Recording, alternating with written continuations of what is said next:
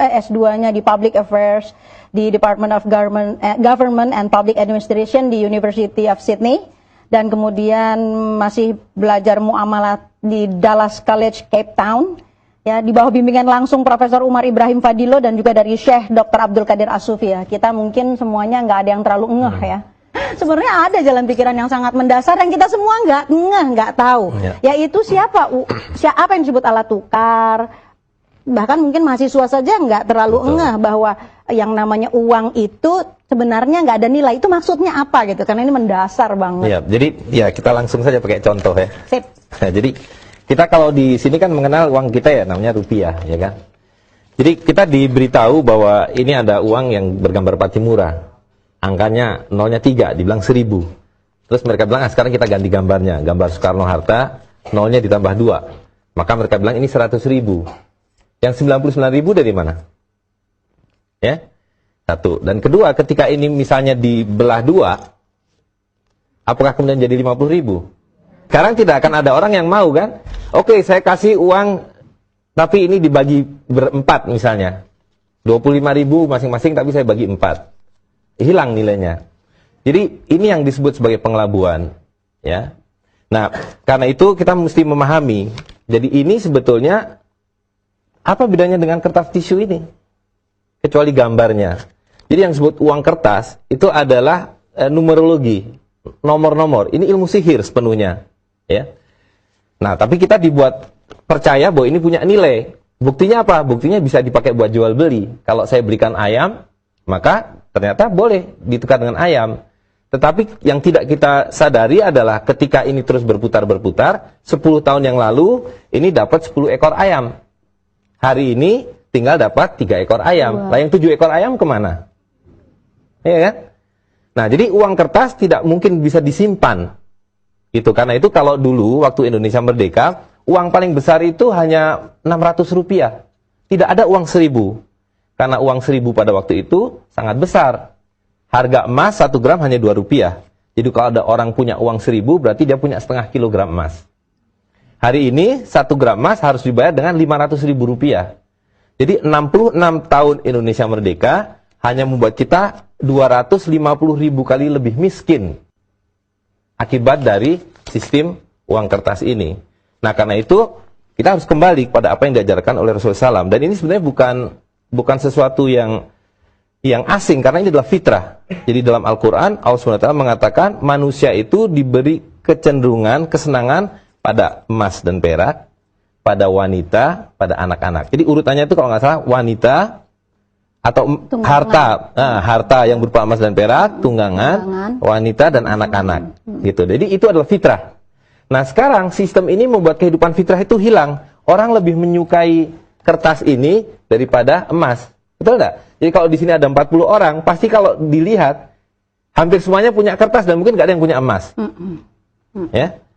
Tadi kita dibuat disihir seolah ini punya nilai gitu. Sementara emas dan peraknya sekarang kemana? Emas dan peraknya disimpan oleh mereka yang mencetak uang kertas ini.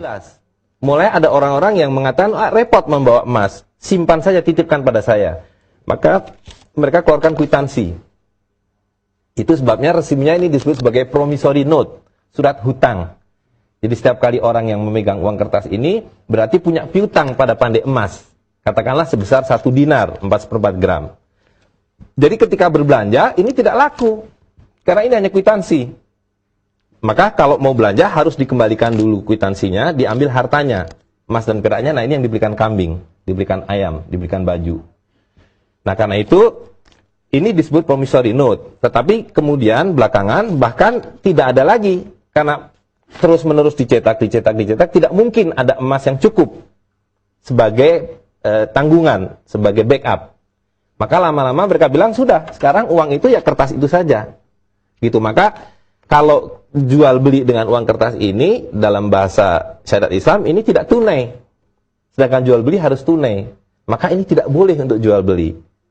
Karena tidak tunai. Dan yang kedua tadi, jual beli itu harus equal to equal. Jadi kalau seseorang menyerahkan seekor ayam, maka dia harus menerima sesuatu alat tukar yang nilainya setara dengan ayam. Nah sekarang kalau orang menyerahkan 2 ekor ayam dibayar 100.000. Ayamnya dicincang-cincang masih bernilai kan? Entah jadi gulai, entah jadi rendang, entah jadi ayam goreng. Ini kalau dicincang-cincang, nggak ada nilainya. Kemana nilainya? Habis. Jadi nilainya ini palsu. Itulah sihir dari uang kertas. Shock nggak? Shock nggak? Shock sedikit ya? Karena biasanya habis itu kita kembali ke rumah kita masing-masing dan bertemu kembali dengan uang kertas. Tapi at least kita jadi tahu. Dan yang menggelitik Neno adalah begini, pertanyaan, tapi ini pertanyaan yang agak nakal ya. Mas Zaim itu nggak takut ditembak, nggak takut dimusnahkan karena melawan arus. Tapi jangan-jangan juga tidak apa-apa. Karena apa? Karena ini dianggap tidak akan sukses karya ini atau upaya ini. Iya, begitu. Tapi begini, sekarang kita melihat ya bahwa ini karena melawan fitrah, ya, sesuatu yang tidak punya nilai dianggap bernilai, maka dia against nature dan pasti tidak akan sustainable. Dan kita lihat sekarang, setiap hari ribuan orang di Amerika, di seluruh daratan Eropa turun ke jalan, dan mereka sudah tahu dari mana problem mereka. Mereka tidak lagi memprotes presiden, mereka tidak memprotes perdana menteri, mereka datang ke Wall Street, mereka datang ke apa yang disebut financial district di London, di Madrid dan seterusnya. Mereka menyatakan bahwa ini deception. Dan sekarang bahkan di Amerika, di negara bagian Utah, mereka sudah melegalisir kembali perak dan emas sebagai mata uang. Jadi inilah fitrah. Jadi dimanapun terjadi krisis seperti sekarang, orang lari kepada emas dan perak. Nah, jadi saya rasa ini soal waktu. Artinya kita tidak melawan siapa-siapa. Kita tidak melawan siapa-siapa, hanya kita melihat bahwa ini sistem sedang akan runtuh. Nah, supaya kita tidak ikut runtuh, ya harus keluar. Harus keluar membangun rumah sendiri. Nah, rumah sendirinya dalam bahasa Islam disebut muamalah. Nah, inilah alat untuk bermuamalah. Istimewanya adalah dari zaman Nabi sallallahu alaihi wasallam, artinya 1500 tahun yang lalu, 1 dinar bisa selalu dibelikan 2 ekor kambing. Dan 1 dirham selalu bisa dibelikan 1 ekor ayam. Tidak ada inflasinya. Karena sekali lagi, inflasi itu adalah pengelabuan. Inflasi itu datangnya dari ini, ya kan? Selembar kertas tidak ada nilainya, dikasih uang, dikasih nilai 1000. Langsung jadi 1000. Begitu dikasih 100.000, menjadi 100.000. Kita ingin komentar dulu dari Mas Bendri ya, seperti apa nih? Iya, yang jelas kalau komentar pertama, saya sejak awal sudah mengagumi Pak Zaim sebenarnya. Ya, keberanian ya. Kita ya. Ya, artinya memang konsep dasar bahwa kembali kepada fitrah ini juga adalah kebutuhan dasar ya, manusia. Yang kedua adalah bagaimana membangun yang sistem yang disebut dengan syar'i itu memang tidak bisa tanggung-tanggung ya Pak Zaim ya. Bahwa memang harus menyeluruh. Bahwa kita ketika membangun ekonomi syariah mau tidak mau juga belajar bagaimana masa depan ekonomi syariah yang dulu pernah diterapkan oleh Rasulullah SAW. Dan inilah PR yang saat ini terjadi. Sehingga yang terjadi kalau kita meyakini ya ayyuhalladzina amanu khulu fisilmi kafah, wahai orang beriman masuk Islam secara totalitas gitu. Yang sekarang terjadi kan sebenarnya tambal sulam aja. Islamisasi yang saat ini muncul itu lebih banyak adalah menambal-nambal kira-kira apa yang kurang. Tapi sisi pragmatismenya masih ada ya. Terus sisi yang kaitannya jaringan kapitalismenya masih ada. Nah, ketika Pak Zaim menawarkan dan beberapa rekan, beberapa orang juga yang terlibat di dalam penggagas dinar dan dirham, saya sejak awal berpikir memang ini harus didorong, disupport, termasuk juga bagaimana sosialisasi khususnya kepada anak kita gitu, di keluarga kita terutama nih. Nah, ini sebenarnya satu yang ingin saya titipkan pertanyaan adalah bagaimana ini memulai dari keluarga. Karena kan salah satunya juga kita mau tidak mau ketika memberikan uang jajan ke anak, terus bagaimana juga masa ngasih uang jajan 1 dinar ya? Nah, itu Nggak juga mungkin, menjadi ya. PR gitu ya. 1 dinar atau 1 dirham itu kan bagaimana kita menerapkan itu ke keluarga. Dan ini titipan pertanyaan sebenarnya. Oke, kalau gitu langsung saja ya sebelum kita ke Dr. Ari Munanda. Gimana tuh ngasihnya dirham?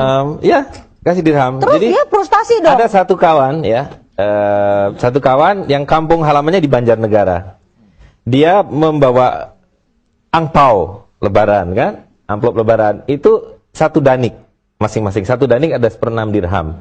Jadi hari ini dirham itu kira-kira Rp66.000. Jadi 1 danik itu adalah 11.000. Ideal sekali. Berikan pada anak-anak itu. Nah, kan lalu menjadi masalah. Bagaimana membelanjakannya? Di tetangganya ada warung-warung kecil, ada